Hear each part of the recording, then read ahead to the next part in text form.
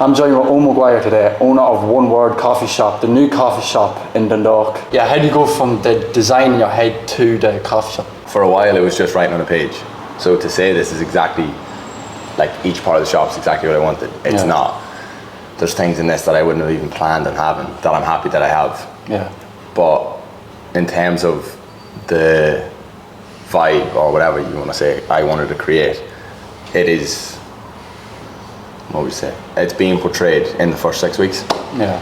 Where we touches like this, where a communal bench, where people can share coffee that don't know each other, where you come in, you know, you're sharing a table, it's creating like a community sense. Yeah. In terms of actual layout, we are intentional in a workflow sense, where it's simple for the team to know their places and know their roles, but also for a customer to come in and to not be overwhelmed by too many options on the menu, or where do I start the queue. It is intentional in that sense. So in terms of layout for workflow, very intentional. But you know.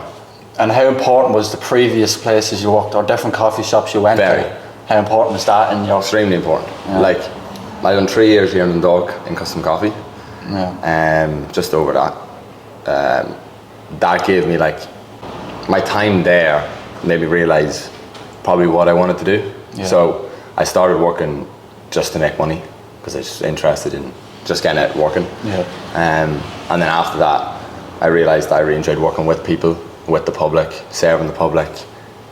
And then coffee was a tool for both of those things. So I became interested in coffee through YouTube and Instagram, looking at people online, and then visiting different coffee shops when I went away to places.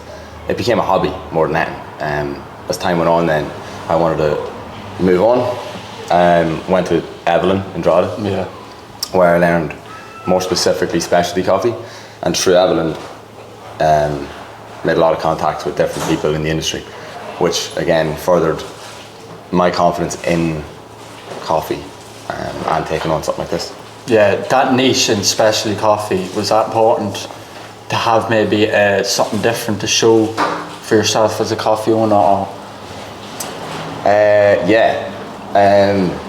Specialty coffee is a niche for sure. It's a niche industry, because there's loads of coffee shops. Yeah. There's always room for another good coffee shop or another good barber shop. I say that all the time.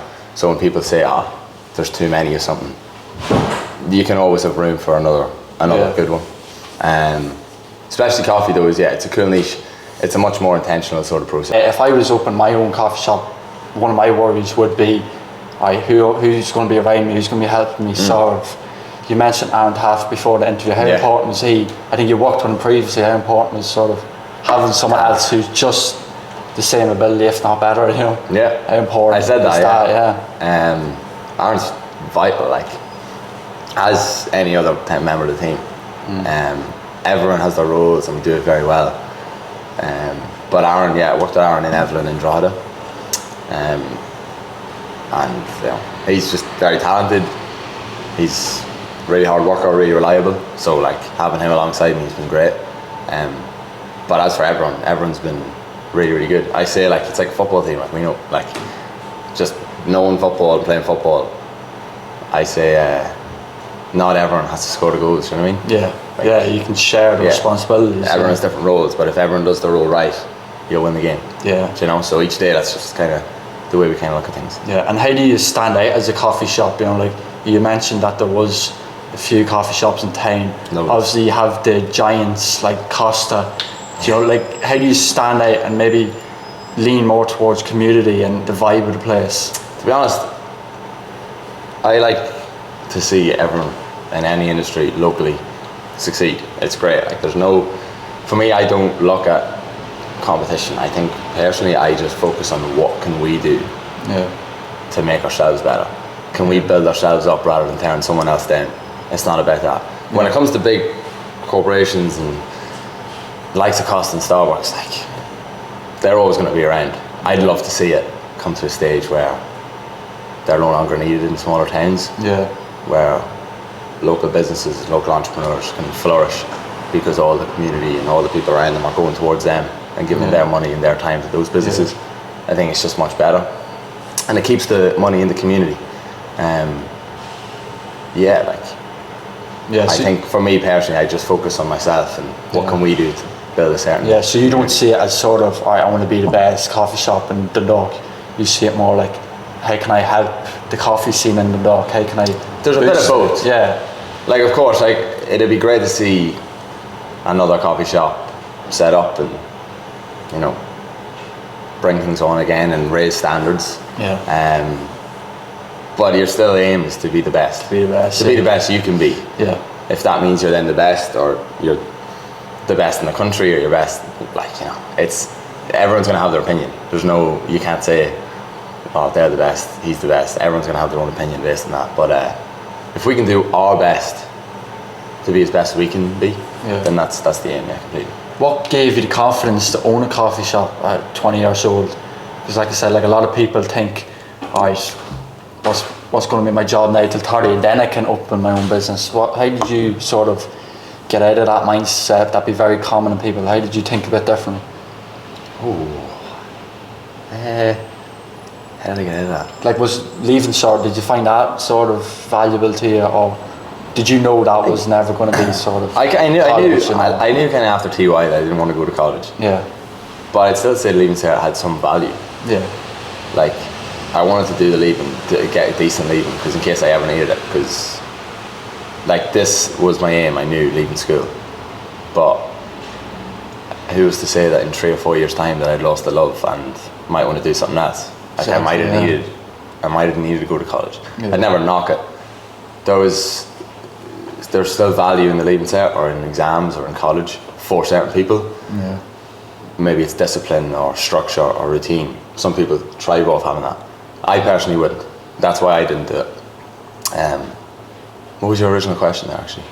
How did I get out of that mindset? Yeah, I hadn't had that. I was never in that mindset, probably, to be honest. And do you think that's because of sort of how you were raised to not necessarily follow the same path as everybody else? Yeah, it probably is. Yeah. It was. Yeah, it would have been. I was kind of taught to do what I felt I wanted to do. Yeah. What felt right to me and not right to the fella next door. How do you find maybe sort of the work-life balance, Probably still a little early to say. Yeah. Because I think being there just only tomorrow, we're 6 weeks in. Yeah. You have to sacrifice a little bit of time away from it if you're going to want to make it work. Yeah, so it is yeah. A lot of your time and effort has been put into the business, getting the shop up and running, making sure systems are in place, trying to grow on social media. I think going forward though, striking a balance of some sort is important. It's definitely. Just about managing your time, to be honest. Yeah. Managing your time to make sure that you're still putting effort into other aspects of your life. And what's the ideal sort of in the future? Like you said, it's early yet, but maybe next year, how do you see your week laid out maybe? Like, obviously over the course of time, employees will become sort of a lot more comfortable with their certain environment, so you might not have to have such a input. But do you still see yourself still serving coffee, not just doing the background stuff? Yeah, 100%. I was saying that to Aaron today. I think no matter how big or how small we stay, no matter how big we get or how small we stay, I think I always will be in front of people. I enjoy working with people, and that's why I got into this. As far as I'm aware, unless this changes, I love meeting people coming in the door, having a chat, and then seeing them off, and then doing that to the next person, and creating a relationship with people and building a community and a rapport with people that they feel comfortable walking in, sharing stuff that they might not usually share with their barista. And trying to make someone's day when they're then. You don't get that when you do the background stuff, and that's why there is people who have background jobs. They enjoy doing that. So there's a role for everyone to play. But personally, I really enjoy just working front of house with people. Just on social media. Was there any, when you started, was there any nerve? So it was 2024, 1st of January. It was a New Year's resolution to start getting into social media, start posting, try and grow a personal brand. And at the start, I didn't have my name in the bio. It was anonymous, and I posted videos of latte art or stuff that didn't have me featured in it really. But as time went on, I started showing me a bit more when I got more comfortable, and then it was only when I started working in Evelyn, I'd say it was a couple of months there, and Niall pressured me into doing a voiceover of a day in the life. Yeah. And I was like, okay, I'll do it. Done it, rewatched it 15, 20 times. Like listening to myself going, oh my God, I'm about to hit share. Yeah. And then when I did, left my phone for like an hour and came back, and it was just loads of comments of, like real positive comments, you know. And never that I doubted it would be, but it's just real, it's really daunting when you just do it for the first time. Since then, like, I'd be comfortable enough sharing most types of content, most styles. Like. Did you care what people thought at all, or was it more just your comfort in front of the camera? It was comfort in front of the camera. Yeah. I didn't know how to speak in front of a camera. Yeah. Like, nobody teaches you that really. Like, no, you know? No one does. Like, and some people are very good at it naturally, and others aren't. Yeah. But I think we all could be. I think we can all just learn to put ourselves in a bit of an uncomfortable position, speak. Yeah. And rewatch and listen to yourself, and then listen to yourself and don't look at it, and then look at it with the sound off, and just make yourself comfortable with being uncomfortable in that sense, because it's a hard thing to do. Like, I would not sugarcoat that. Like, it is a hard thing to do, to put yourself out there and talk about something that you're passionate about. You're kind of going, does anyone care? There's always someone who cares, and if it's 300 views you're getting, that's 300 people who value your content. Do you know? Yeah. If it's 10,000, even better. 100%. Yeah. Just, I know you're only 20, like you don't have years of experience, but for anybody similar to our age, do you have any like advice for them who are into the coffee industry, the hospitality industry? Do you have any advice maybe how they can take the steps into owning their own place maybe? Oh, any advice? Any advice? What would I say? Like if you were to tell Owen 3 years ago, like what would you say to him? Like? Okay, no, this is, I would say, in terms of opening, like I'm probably not the best person to ask because I'm so soon starting. This is really. But even getting to this stage, like. You know? What I would say in that sense, what helped me a lot was, I'm gonna butcher this quote here, aren't I? Long-winded and all, right? But when you go, I know, no matter how many times you use a shower, you use your own shower, when you go to someone else's house or like a hotel, you don't know how to use the shower. So basically, right, because this makes no sense. That's not how it was delivered to me. I'm not the best at remembering. Didn't get it the first time, right? What it's meant to mean is when you enter into someone else's world or someone else's industry or someone else's home, be open to learn. Yeah. Don't go in like you know everything, because you'll come away and learning nothing. Yeah. So be willing to take a humbling every so often. Be willing to have conversations with people that you know better than you, and ask questions, because you'll learn so much. You had confidence to change things. You were telling me you didn't like the way the cashier was. And yeah, I think in most, in especially coffee shops in general, you will have a layout where it is very similar to this. The workflow is so important that it works like the way we have it. So you have your order, then you have your grinders where you can see the whole process, and then you have your serving counter.